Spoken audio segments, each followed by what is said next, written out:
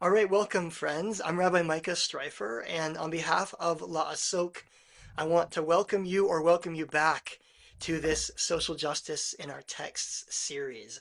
Today we're going to be learning from Rabbi Leiah Moser about repairing the world, Tikkun Olam as a mystical praxis. Before we start, I want to acknowledge the partner organizations and congregations that have been part of making this Social Justice in Our Texts series happen. I'm going to list them all.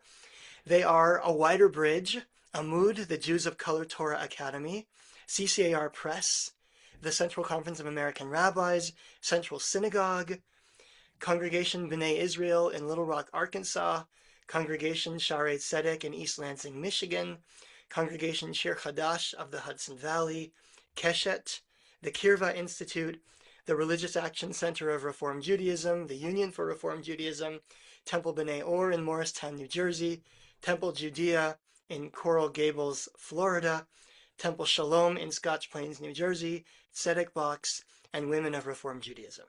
Everybody got all that? There will be a test afterwards. No, I'm just kidding. Many of you are part of one of these organizations or congregations, and we're glad you're here. Grateful for all of our partners. I also want to thank those who donated to make this series possible. If you are interested in supporting Laasok in order to support this social justice in our text series, I'll drop a link into the chat in a minute after I'm done speaking that you can follow in order to make a donation. We already made our technical notes, so I won't do that now. And so I'm going to just now introduce our speaker, and then we'll share in the blessing for study, and then we'll turn it over to her, and she can take it away. So Rabbi Leiah Moser is the rabbi of Temple Concord in Binghamton, New York. In addition to her congregational work, she is the author of Magical Princess Harriet, a Jewish young adult fantasy novel whose main character is a transgender girl. She writes about Judaism, gender identity, and neurodiversity on her website, which is called Dag Gadol. In 2018, she received an Auerbach grant for her innovative experiments combining electronic music with Jewish prayer. I'd like to know more about that next time, Rabbi Moser. There will be a follow-up discussion to this session that's going to be led by Rabbi Emily Lozman-Ostrov on Tuesday evening at 7 p.m. Eastern. All are welcome to join, and you'll get Zoom information about that in the follow-up email that comes after this session. And now let me share my screen. I'd love to invite you to join me in the blessing for study. If you'd like to unmute at this time so that we can hear one another and say this blessing together as we sanctify the act of study and bring holiness into our world. Let's say together. Baruch Baruch Adonai Adonai Eloheinu melech melech haolam haolam asher asher kitanu kitanu b'mitzvotav v'tzivanu לעשות pray divrei Torah. That means in Hebrew, blessed is the eternal source of the universe, whose mitzvot, whose commandments bring holiness to our lives, and who has commanded us to immerse, to engage in words of Torah. Rabbi Moser, take it away. Thanks a lot, Rabbi Micha. So the topic of this lesson suggested itself to me in considering the very different meanings that the phrase Tikkun Olam has in different parts of the world. For liberal Jews, the term is generally used in a way that makes it essentially interchangeable with the phrase social justice. In other words, with efforts to create a fair, equitable, and compassionate society for everyone. So in that sense, the context of Tikkun Olam is primarily political and economic in nature, and while the term itself evokes traditional Jewish language and values, the way it's used actually draws more from a universalistic discourse of human rights that is pulled mainly from Enlightenment and post-Enlightenment Western political philosophy. The other context in which that term is used is in the community of Jews, often but not exclusively in the ultra-Orthodox world, who are engaged in the Kabbalah, that tradition of mystical Judaism that flourished in the Middle Ages and ever since has been an object of perpetual fascination and inspiration for Jews with an interest in metaphysical speculation. In that context, the significance of Tikkun Olam is not political, but spiritual. And its field of concern, while certainly universal in a cosmological sense, is in practice very much restricted to Jewish values, Jewish concerns, and in fact to Jewish people. In other words, there's a notable split in how Tikkun Olam is understood in different areas of Jewish thought and practice today. Each of those understandings is universal in some ways, and very much limited in other ways. And the way it seems to me, as a progressive Jew, with a strong interest both in the idea of universal human rights and in the mystical tradition and its ideas about the spiritual and cosmic significance of human action, is that the division between our notions of Tikkun Olam is deeply reminiscent of the concept of a metaphysically broken and divided universe, which the Kabbalists regard as the basic problem that needs to be addressed.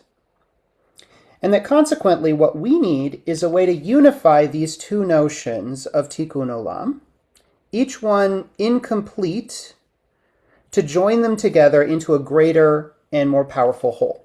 In other words, we need to perform a tikkun on the notion of tikkun itself. I don't have much hope of being able to accomplish anything so grandiose in the space of a 1-hour shiur online, but I would like at least to take a shot today at explaining some of why I think this is important, and perhaps even convince a few of you that this is a problem worthy of our collective consideration. So, as Rabbi Mika mentioned, this is absolutely going to be the kind of shiur, the kind of lesson where people should feel free to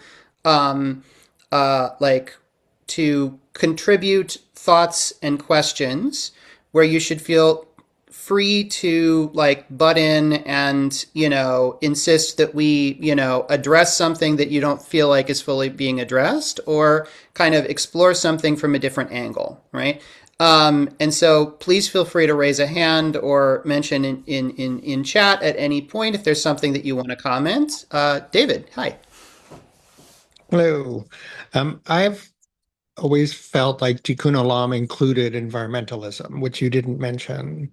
Mm-hmm. And I'm wondering if it's that because of me, or is that common, if it is common, how does it exist or not exist in those two different worlds?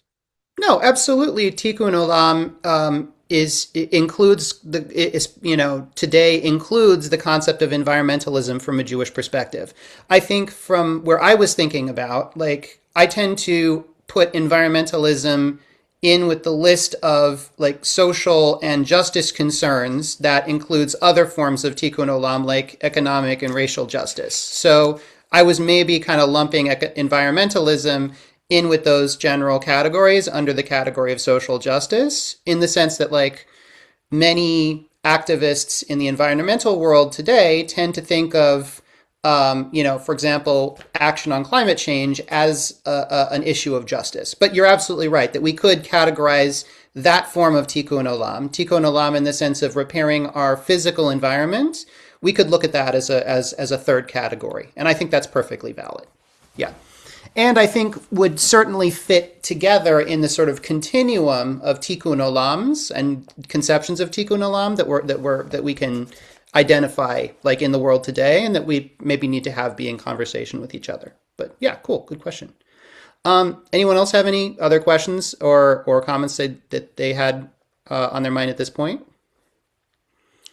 Cool. So yeah, like I said, feel free to butt in at any point, because this being kind of an online shiur and also being a lesson that I'm teaching, in a context where it's like not at my synagogue, right? So, we don't all necessarily know each other personally yet, right? So this particular lesson is going to be a little more spiel heavy than I usually do. I usually teach in a very kind of conversational kind of way, but that's due to format more than anything else. And please feel free to raise a hand or just interject at any point. This is, that probably can do nothing but add to to what we're learning today.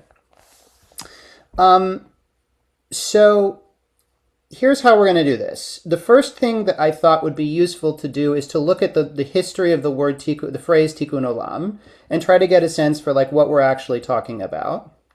And then we're going to look a little bit into the meaning of Tikkun Olam specifically in the context of Jewish mysticism.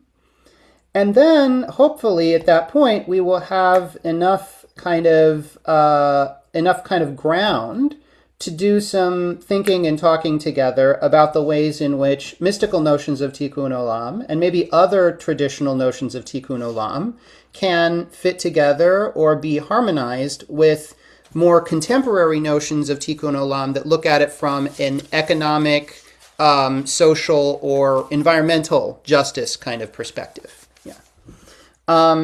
So, for starters, where do we get this idea of Tikkun Olam from? Where's the phrase from? Tikkun Olam, the verb litaken means to set something right or to put it in order.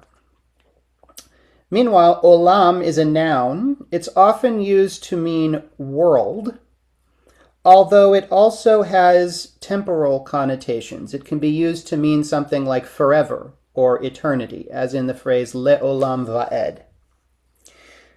The first incidence of the phrase Tikkun Olam put together like that into a phrase is found actually in the Mishnah, where it's used to describe a certain kind of rabbinic decree, which are ordinances established by the rabbis to correct some undesirable state of affairs that were caused by the halacha as it then stood. Sometimes the different rules of halacha could interact in ways that would lead to an undesirable state of affairs, and in those cases, the rabbis would occasionally establish an ordinance for the sake of tikkun olam, for the sake of repairing the world, in the sense of fixing that undesirable outcome. So a good example of this is found in Mishnah Gittin, chapter 4. So I'm going to share on screen some text, and we're going to read it, and then we're going to try and understand how we think this phrase Tikkun Olam is being used in this particular context. So hopefully folks can see that pretty well. And I think since we've got so many people here, I think probably rather than calling for a volunteer to read as I typically might do, I'm just going to read the text myself, and then we'll open it up for comments and questions and remarks about what we're seeing here and kind of to interrogate what we've looked at. So Mishnah Gittin, chapter 4, Mishnah 2. Originally, and I'm inserting some nouns here to make it more clear, originally a husband would be able to convene a court in another location and cancel the get, the bill of divorce, before it reached his wife. Rabban Gamliel the elder established, the verb here is hitkin, which is from that same verbal root of tikkun. Rabban Gamliel the elder established that one would not be able to do this for the sake of tikkun olam. Originally, a husband would be able to change his name or her name, or the name of his city, or the name of her city. Rabban Gamliel the elder established that the scribe should write, the man known as so-and-so, and any other name which he may have, the woman known as so-and-so, and any other name which she may have, for the sake of tikkun olam. Okay, so that's our text. I want to open it up first for clarifying questions. What are we seeing here, and how do we understand what they're saying here? And is there anything here that people are maybe confused by or not sure what they mean that we can provide some clarification on? Jerome.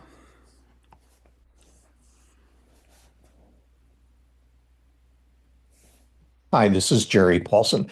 Um, so I can see what I can understand the context of what they're trying to say here is we're trying to make sure that sort of the world is in balance by how we set our laws so Mhm. that they comport with reality and not just um, a, a hypothetical that may not exist in reality.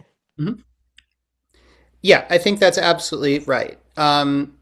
There's um, a famous passage in Deuteronomy which talks about these are the laws that God has established for you, for Israel, that you may live by them, right? And the rabbis generally interpret that phrase, that you may live by them, to be significant, that you may live by them and not die by them, right? The laws are important, but we have to interpret those laws in such a way that that people can live within those laws. Because if we couldn't live by those laws, it would have a detrimental effect both on our lives and on the system of law, right? Both of those things would be harmed by a way of interpreting the laws that would make it impossible for us to live that way. Doreen.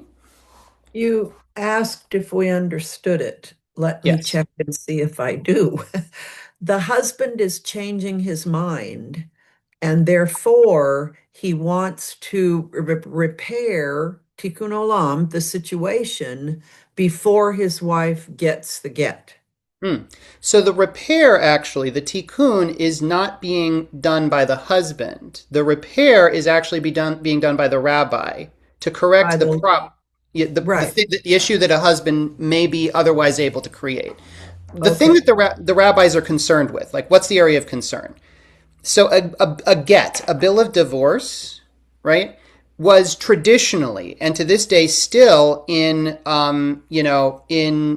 traditionally observant Jewish communities that observe the halakha in this particular way, right? Traditionally was issued by a husband to the wife. For one thing, a wife can't issue a bill of divorce. It can only be initiated by the husband. The question of whether a woman was married or not married was in fact a matter of vital significance for that woman, because while she was married, she was not permitted to get married to or sleep with anyone who wasn't her husband. If she did, that would create significant consequences, both for her personally in the community and also for any offspring which might result from that union, right? There's a category of people called a Moser who it's forbidden to get married to them because they're the offspring of forbidden sexual unions, right? So the question of whether a woman is married or not in this context is extremely important. And the original situation where a man could write a bill of divorce, could send it off by a courier to his wife to divorce her, and then later regret that and convene a court and cancel the bill of divorce would create a situation where there was a lack of clarity about whether the woman was married or not. If she got the first bill, then she would think, okay, well, I'm divorced. This isn't great, but now I can go off and marry another man. And so then she marries the other man, but then along comes this second news that like her former husband had canceled the bill of divorce. So actually she shouldn't have gotten married to that man. That creates a problem. And so the problem of ambiguity, of is this woman married or isn't, is a dangerous enough problem for the social fabric that Rabban Gamliel the elder established this tikkun on the rules to make sure that a husband couldn't do that. If you've already written the bill of divorce after this tikkun was established, then he couldn't go back on it, right? Because that would potentially create a problem. And the same issue is there in the second case as well, right? If the husband is using, so let's imagine that the husband or the wife have a nickname, right? They're known by this name in one place and by that name in another place, right? This guy is known as William over here, but these guys call him Billy, right? That could also potentially create a problem, because if the text of the get is not clear about who we're talking about, then people could be confused, right? Is this actually about the same people? Is this woman divorced or is this woman not divorced? And so Rabban Gamliel the elder established the second tikkun, which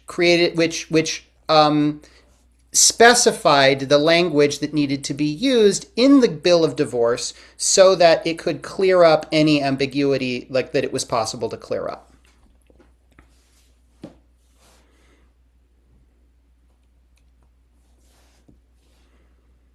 All right. So here's the thing about the idea of tikkun that we're seeing here that's being expressed in Mishnah Gittin. Okay? So in this context, Tikkun Olam is a legal justification for establishing a new rule, a new point of halacha that is otherwise not derivable from biblical text or from earlier rabbinic precedent. Usually you would need some kind of precedent to establish a ruling. But in these particular cases where the need was great, Tikkun Olam was a sufficient justification for establishing a new rule, right? We're doing it not because the Bible has a clear guidance on this or because we've received a tradition from our elders. We're doing this because if we didn't do it, it would create problems. And so we need to repair the world by establishing this regulation. It's a form of legal justification. But by the Middle Ages, the word tikkun was being used in a very different way by the Spanish Kabbalists, by the mystics, to refer to a kind of cosmological repair that was brought about through meditation, prayer, and focused intent in the performance of mitzvot. So to understand this idea a little better, I feel like it's necessary to convey a couple of things about the nature of the kabbalistic worldview. So consider this the extremely quick and dirty rundown on how Kabbalists see the universe. I'm sharing on the screen now. This is the diagram of the Sefirot, right? This is one traditional way of representing the nature of God from the standpoint of the Kabbalistic teachings. So Kabbalists understand God to be essentially infinite and unknowable, represented by the terms Ein Sof, infinite, or Ayin, nothingness. That mysterious reality, the God as God really is, isn't knowable by human beings, but it becomes manifest in 10 stages or aspects, progressing from the highest, most transcendent, and most obscure down to the nearest and most concrete, right? So that's what this diagram on the screen is intended to represent, right? You've got the highest aspect, which is closest to the boundless, infinite Ein Sof that we can know nothing about. That's Keter. And it goes down through a series of stages to the lowest attribute of Malchut. It's a word that literally means kingdom. And that's the most near to us, the aspect of God that's most concrete, the aspect of God that we can understand the best. And those divine aspects are known as Sefirot. And the study of the Sefirot, their particular qualities, their relationship to one another, that's what forms a major part of Kabbalistic lore. A lot of Kabbalistic teaching is about the Sefirot and their relationship to one another. When the various aspects of God, the different Sefirot, are joined together in harmony, then everything's as it should be. Everything is right with the world. But when they become separated from each other, when they go into disarray, then the universe falls into a state of disrepair and suffering, and hardship and catastrophe are the result. And this is because, for the Kabbalists, the supernal world of the divine and the lower world of earthly existence mirror each other. As above, so below, they say. This goes in both ways. Just as a lack of harmony in the world above creates suffering in our world, so too human wickedness, human misaction, when we do something wrong down here, that throws the upper world into disarray. Conversely, right action in this world, when we do the right things here, that can have the effect of performing a repair, a tikkun, in the world above. So in the mystical sense of the word tikkun, that the Kabbalists were using in the Middle Ages, and that gets carried forward throughout the ages in Kabbalistic discourse, tikkun isn't a legal category, it's a spiritual kind of action. And it's not repairing a state of affairs in the law that is flawed. It's repairing a state of affairs in the cosmos that is flawed. And this is fundamentally grounded on a conception of the world in which human action and divine action, the power of people and the power of God, are reciprocal. That what we do has an impact on the divine world, and what God does, or how God is, has an impact on us.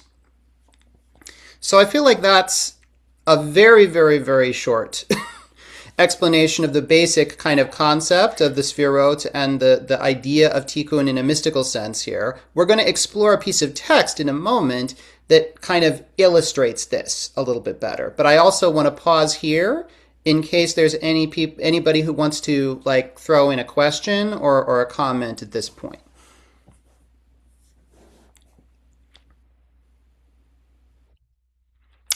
Jerry.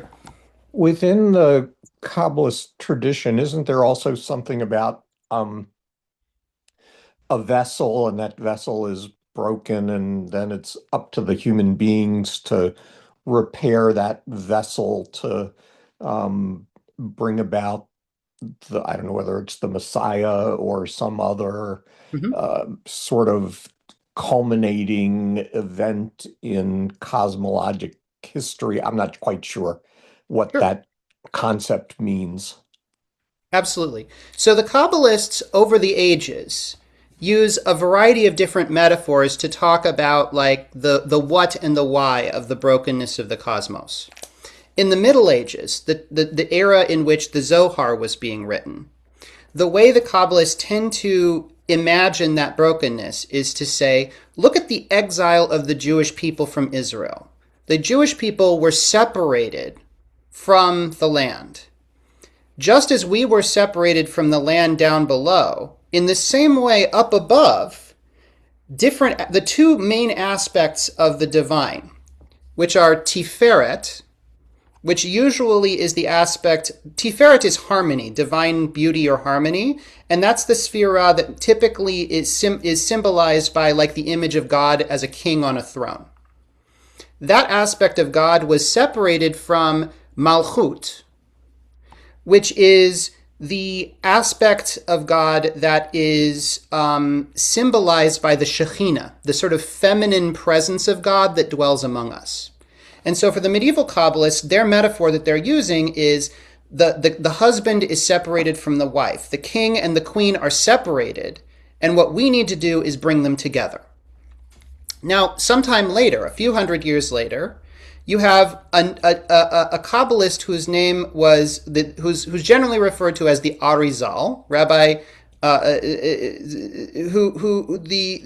who theorize, who gives us a different metaphor, right? And that metaphor goes like this: in the beginning, God's light, the light of the Ein Sof, is filtered down into creation and contained within vessels. Those vessels are the Sfirot, and they're like clay pots holding the light of the Ein Sof.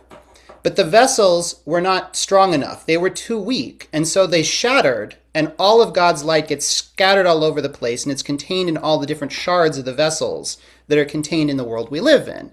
And so our job is to go out and find the sparks of divinity in all of the different shards, the klipot that are scattered around the universe, and find a way to return them back to the divine, so what was originally shattered will now come back together as it once was. So both of those, I think, are basically metaphors, right? Those are both metaphors for explaining a phenomenon that for the Kabbalists is basically the same, which is that different aspects of the divine are separated from each other. and that we need to be involved somehow as human beings in helping to restore them together. Whether the metaphor in question is the sparks of divinity are scattered, we need to gather them together, or the metaphor is the king and the queen are separated, we need to bring them back together to join them as one. The underlying metaphor is expressing this basic idea that there's a brokenness in the cosmos, and our action in some way is involved in healing that break. So yeah, it's both of those are basically different metaphors for explaining the same basic underlying kind of thing. I'm sorry, I can't pronounce your name. Ellen? Yes, Ellen. Ellen. Sorry. Can you hear me? Yep. Yep. Okay. Thank you. I'm just Oop, you muted yourself again, Ellen. I have been, interested in I'm a former professor of literature, and the relationship of Kabbalah to the most wonderful things I've read throughout my entire career, has always been interesting to me. But I think what's so interesting about this conversation is that we started with divorce and the sort of crude human realm of misunderstandings between not just, misunderstandings writ large, but also the fact that this guy wants a get and then changes his mind and wants to scramble and reverse the get, so that the repair, which is, not a very lovely metaphor, but still a very powerful one. Mm-hmm. The repair is connected here to reversal, which I think is just interesting in itself. In any case, all of the sferot that we see here, beauty and endurance and foundation, as well as understanding and wisdom, these are aspirational, to put it mildly, and represent the world in the most beautiful, almost epiphanic ways. But the opening of the conversation was this kind of crude reversal. So I just think we're trying to repair a marriage here, maybe, but you've taken this to a much different level when we're trying to repair the cosmos. Absolutely. And I think that contrast, right, between the ideal and the real, right, between the sense, the overarching sense that we have or should have as Jews, that God's creation is good and right and beautiful, is sometimes in sharp contrast with the dirtiness and messiness of the actual world that we're living in. And I think that both the legal concept of tikkun and the mystical concept of tikkun are basically about ways of trying to resolve those differences, right? To say, okay, we've got an ideal state of perfection that we're striving toward, but we also live in a messy world. How do we bring our ideal and the real a little closer together, right? And whether we're viewing that through a mystical lens or through this very pragmatic, like legal lens, right? Yeah, like ultimately, there are elements here which are in disarray, and the ultimate goal is to not look at that as the natural state of affairs, right? It doesn't have to be broken. It doesn't have to be messed up. We can fix this somehow, is like the underlying kind of hope, expectation, feeling that seems to animate this idea of tikkun. And Kabbalah too. Is that also, can we sneak in the whole sort of concept of Kabbalah? Absolutely. I think that this idea of the perfectibility or the essential rightness of the cosmos is kind of one of those like underlying animating values that like motivates the Kabbalah as a system. Yeah. Michael? Yes, thank you. Thank you, Rabbi. I found that very meaningful about as the above, so the below, mm-hmm. and how if the below is hurting, the above hurts, and if the above is hurting, then the below hurts. If God is, it made me think of like a parent and a young child, and that if you're, I'm not a parent, but I guess if I was a parent and I had a 2-year-old child and that child was hurt badly in some way, I would hurt too. And if the 2-year-old child was doing well, but his mother or father was somehow hurt or injured or sick, the child would probably hurt too. So I don't know if that's a stretch, but that's what I thought of, when you think of above and below being connected, just like sort of like a parent and child. So I wanted to put that out there. Thank you. Yeah, I don't think that's a stretch at all. I think that comparison works very well for communicating the idea. Yeah, absolutely. So this above and below concept, I think, is a really useful concept, and it can feel like a really meaningful concept, but we should ask ourselves, like, okay, what does that mean, practically speaking? Oh, and I should take a look here in the chat, because when I've got it the shared... Oh, thank you, Rabbi Micah, for sharing, for mentioning that point in chat. I appreciate that. So I want to look at a piece of text here. This is from the Zohar, which kind of explores a little bit of the practical side of, like, what actually do we mean when we talk about the connection between above and below, right? Because the above, the way the Kabbalists describe it, seems fairly, like, abstract and metaphysical, and the below seems very, very, like, down to earth and practical. And, like, how are these things possibly connected? So this passage from Zohar, Parashat Bechukotai, I think goes a little bit of a way to sort of demonstrating at least one piece of that question about, like, how could we relate that connection? Okay, so this being a portion of the Zohar where they're exploring Parashat Bechukotai, we start with a citation from the book of Leviticus, right?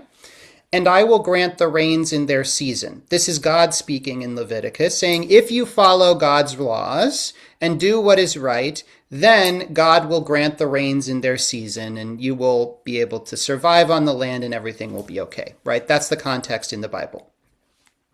So the text goes on to interpret, I will grant the rains in their season. Every single one of them will grant you its particular power. Every single one of the rains, in other words. We're continuing on from that quote. So what are these? What are these rains we're talking about?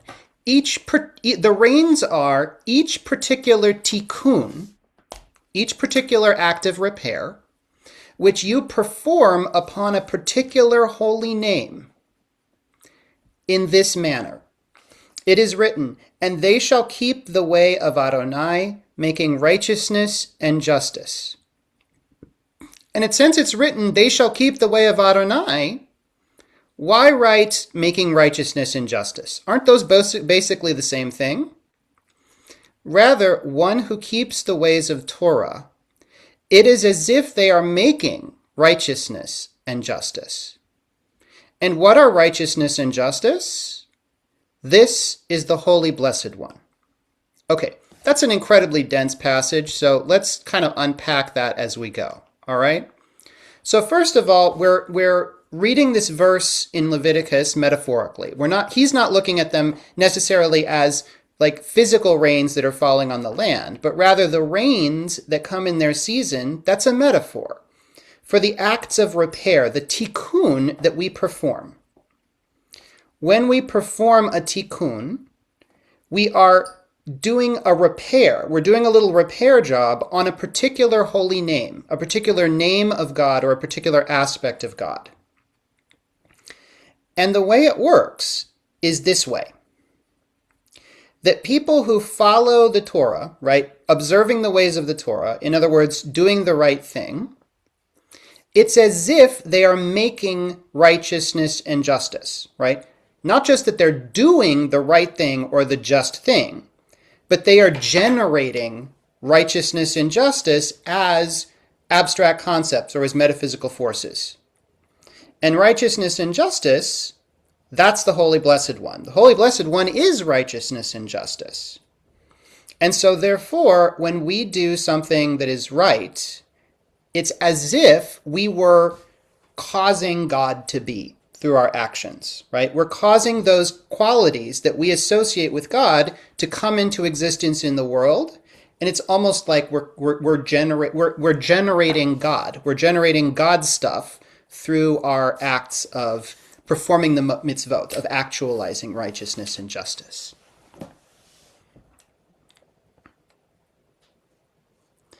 So Rabbi Shimon, this is Rabbi Shimon Bar Yochai, incidentally. He's often attributed as the author of the Zohar, even though he actually lived many, many years before the Zohar was written. Rabbi Shimon wept, and he said, Oi, for those human beings who do not know and do not take care of the honor of their master, right? Like, oh, how poorly off are those people who don't know how to take care of God's honor. Who makes the holy name every day? You must say that it is one who gives tzedakah, who gives charity to the impoverished. Come and see. They've established that it's this way, that an impoverished person is united with judgment, din. Now, incidentally, din or gevura, that's one of those sfirot. That's one of those aspects of God. It's this one over here, gevura or strength. So the one who's poor is united with that aspect of God, and all their food is by judgment, is from that aspect of God. The site, the location, the aspect, which is called righteousness or tzedek. And that's like you say, like it says in the Psalm, a tefillah, a prayer for the poor person when they grow faint. Tefillah, this is the tefillah, like the tefillin, the little prayer boxes that some people wear on their arm and on their forehead when they're praying. This is the tefillah of the hand. That's the left hand, the hand of justice. And this has been established. And one who gives tzedakah to the impoverished, they make a complete holy name above, as is fitting. Because this tzedakah is the tree of life, and tzedakah gives to tzedek. Charity gives power, gives energy to the divine aspect of righteousness, of tzedek. And when one gives to tzedek, when you give power to that aspect of God, then this one is joined to that, and the holy name becomes complete. Okay, I'm going to pause it here for a little bit of exploration. What are people noticing here? What are people finding interesting or confusing about this?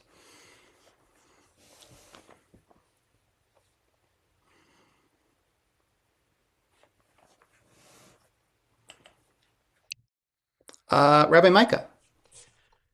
Yeah, I was so moved by the end of the first paragraph where it says, "What are righteousness and justice? This is the Holy One."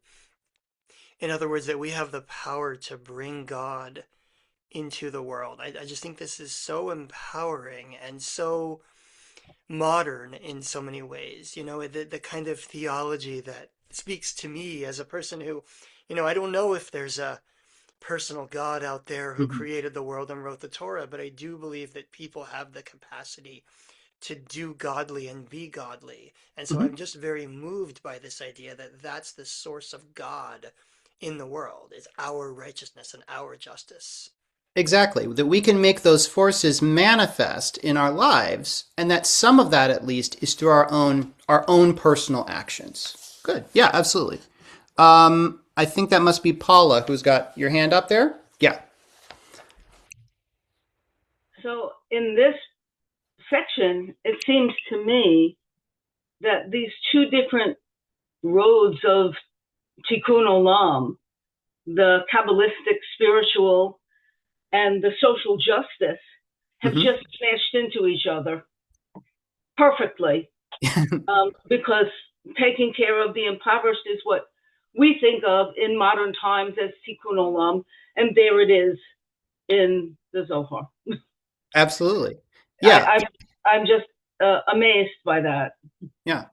And I think that that's part of why this text is really useful in exploring these ideas, is because it shows how the Kabbalists are speaking about these things in very abstract metaphysical terms, right? But in terms of concrete action, what they're talking about is stuff that really touches on the basics of living an ethical life, right? Making sure that people have enough to eat, right?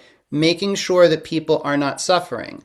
We kind of become God's hands by enacting God's will in this world. And we can, in some sense, strengthen that idea of divinity through those actions of worldly repair. Good. Ira, I think you had your hand up next. Seems as though, instead of asking God to make the world a better place, this is telling us that it's our responsibility to perform the actions in our life that make righteousness versus just thinking righteousness is ingrained or bestowed on us somehow. Exactly. And that's a big part of it. I think the Kabbalists would look at it actually as a kind of reciprocal relationship. In other words, that we rely on God's strength to act in this world. God gives us strength.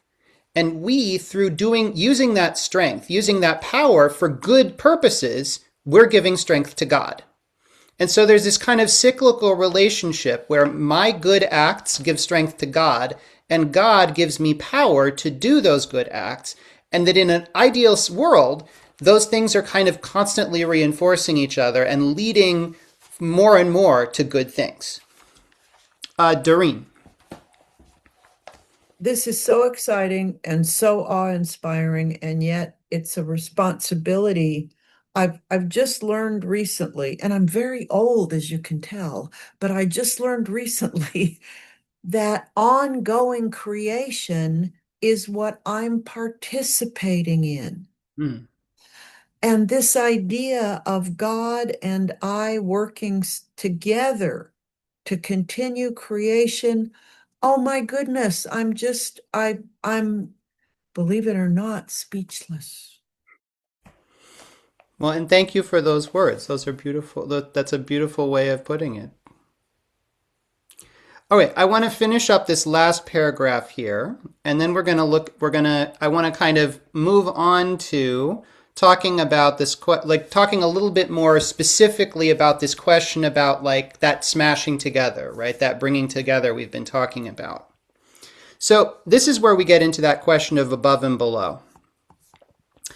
So Rabbi Shimon is continuing here. One who performs this awakening below, right? If I give to tzedakah, that giving to tzedakah also gives power to tzedek, to the righteousness of God, and I'm awakening something. I'm completing something above. One who performs this awakening below, indeed, it is as if they made a holy name in its completeness. As one does below, thus it is awakened above. And about this it is written, happy are those who keep justice, who make righteousness at all times. Make righteousness. This is the holy blessed one, as if that person had made the holy blessed one, right? And that's what we're getting at with this idea of above and below, right? That our actions can awaken something on high, and that by doing that, we're essentially bringing about something that has that has perhaps even wider significance, wider context than just the pure act that we're doing here in this moment. Is that Ellen again? Yes, it is. Hi, Ellen. Just quickly, I'm interested in this word, which is also a metaphor, but here it has a much more tangible feeling of completeness. Mm-hmm. That takes us in a different direction from all notions of becoming, of process, of something that is incomplete, which is a very powerful set of metaphors in one's ethical life as well as one's personal life, etc. How does these two things, I mean, completeness is completeness. So how do you merge these? Thank you. So I think that so part of what that word completeness is doing, right? It's doing a certain kind of work, and the work that it's doing is it's reflecting a particular kabbalistic attitude, which is that the proper state of things, the good thing, happens when different layers, different elements come together and join into a greater unity, right? So in their vision, right, the things in this world are connected or ought to be connected with the things in the higher world. And the different aspects of God in that higher world also need to be joined together and interconnected as one. And so for the Kabbalists, they're always looking to the way their thinking operates, right? And all of their metaphors tend in this direction, where they're going from a place of disconnection, of things not being connected, to a place of joining together and connecting. And they use words like yichud, right? Joining or unification. they use the words like shlemut, completeness, right, to indicate that ideal state of affairs, right, where things that seem different actually are joined together, where one world and another world are actually linked together such that they can't be separated anymore, right? That's the goal that they're ultimately striving for, is the unification of different elements into a greater organic whole, which they see as being like something that used to exist at some point, some sort of mythical past, right? There used to be a wholeness in the universe. That wholeness was disrupted, and it's kind of our job to bring about a kind of wholeness that maybe used to exist but doesn't anymore, right? So I think that's what they're talking about in completeness there, is that act of unification, which is really the sort of the sort of animating like ethos that tends to appear throughout kabbalistic writings, for centuries and centuries and centuries. So what I'm bringing up on the screen at this point, I'm going to just check on chat and see what caused the disruption. Okay, really good question. All right. So part of this whole concept of disruption from the Kabbalist perspective, like if we're looking at it in a historical sense, it's really a way of talking about what are the greater cosmological implications of moments of historical trauma and disruption in Jewish history, right? So for the Kabbalists, the big disruption, the thing that they are really kind of responding to on some level, is the destruction of the temple in Jerusalem and the casting out of the Jewish people from Jerusalem by the Romans. For the Kabbalists, the temple in Jerusalem symbolizes the unity of heaven and earth, the state of unity that used to exist. And so when the temple was destroyed and the Jewish people were exiled, that for them symbolizes a bigger cosmological rift. And just as for the rabbis of the Mishnaic period, the rabbis felt like the real reason for the destruction of the temple wasn't like global geopolitical forces. The real reason was because Jews were guilty of sinat chinam. Jews were guilty of senseless or baseless hatred of one another, right? In that same way, the Kabbalists generally tend to operate as if the thing that causes the disruption, the reason the world falls apart, is because humans aren't behaving as they ought to. That if we do righteous things, we bring about unity. And if we do unrighteous things, then that tends to separate things apart, right? So a big part of the way that the Kabbalists tend to think, right, is that there's a great deal of power and responsibility in human hands, right? That we've got a lot of influence on the divine aspects of various aspects of the cosmos. All right, I want to share a couple of concluding thoughts. Bob.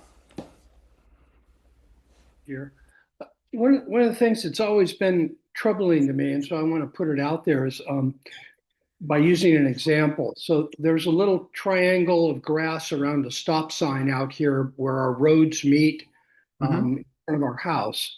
And it used to be that I would mow it to keep the kinds of weeds that are not good for the pastures down the hill from reseeding, but also it also helps some of the wildflowers and the grasses that do reseed that and so I've always thought about that being kind of a nice mitzvah. It also keeps the amount of the height of the grass down so that cars that are traveling through there can see.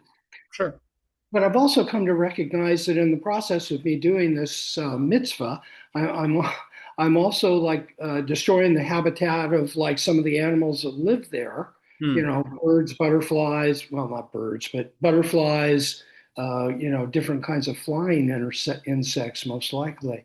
And so once that's done, to try to bring things back into balance, praying and recognizing that and then changing my behavior by not mowing anymore and just leaving it to God to decide what should happen in that piece of ground?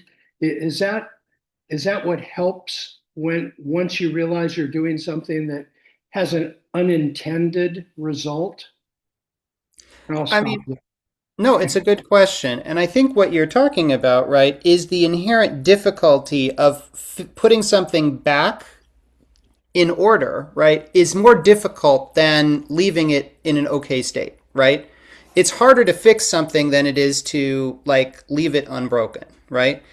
And I think part of that difficulty is that when you're trying to fix something, suddenly you have to figure out how to take into account all of the different interactions, right? The ways in which, okay, I'm trying to fix something, but does fixing something mean bringing it back to the way that it was before?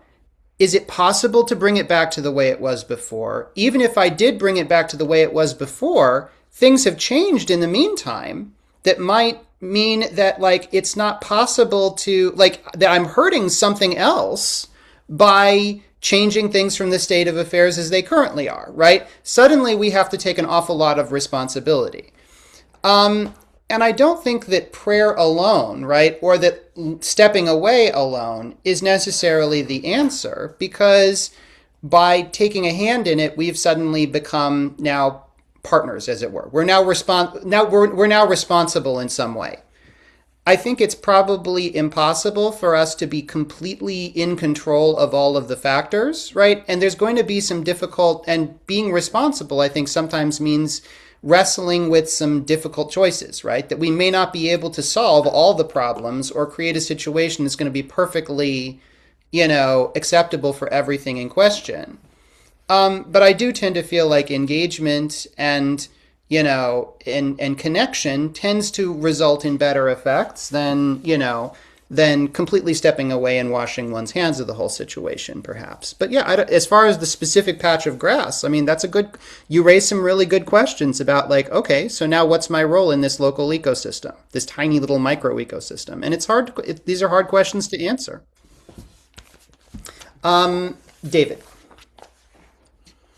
Sorry to bring this up right at the end, but the kabbalistic concept of this primordial or pre-destruction perfect world reminds me of the very dark MAGA movement, which is prior to the 60s and 70s, America was perfect. And I think it's really easy to look to the past with rose-tinted glasses. So the Kabbalic notions of wisdom and justice and judgment are all wonderful values that MAGA does not hold. Yeah. But they kind of that looking to the past is a parallel. Right. And this actually touches on an important point. Rabbi Mika, is it okay if we go maybe like 2 or 3 minutes over time? It's okay with me. Hopefully folks can stick around. We won't, as long as it's not much longer than that. If you can, friends, please do stick around for a couple of minutes as we finish out our conversation.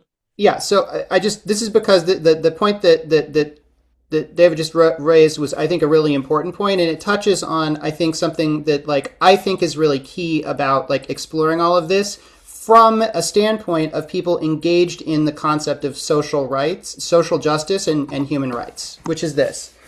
So the reason that I bring all of this up and that I think this is important is because my feeling is that the kabbalistic notion of tikkun, with its redemptive vision of a cosmos that can be healed through human action,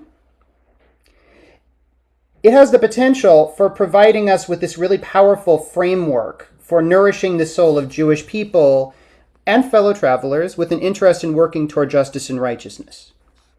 But I think there's another side to this which is maybe equally important. And that's that just as our activism can be bolstered by the Kabbalistic notion of tikkun, I also think that the Kabbalah itself, like this tradition, can very much stand to benefit from the insights generated through activist practice. Because the Kabbalah, as it has traditionally existed, is a very conservative system, right? It's looking back to this idealized past, right? things used to be better. We want to bring back that way that they were. But I think what progressives realize through engagement with justice issues around them is that maybe things weren't always so great back in the past. And sometimes it's not a matter of reclaiming what used to be. It's a matter of going toward a redemptive moment that has not yet been and that we're trying to bring about. And I think that by unifying these two notions of tikkun, by embracing the notion of tikkun in a kabbalistic sense, but also in an activist sense, not only does that have positive effects, I think, on our spiritual health as we're engaging in working toward human rights, right? But it also has the potential for correcting some problems with the underlying notions of Kabbalah, which tend to be very conservative, right? And also very firmly focused on Jewish concerns.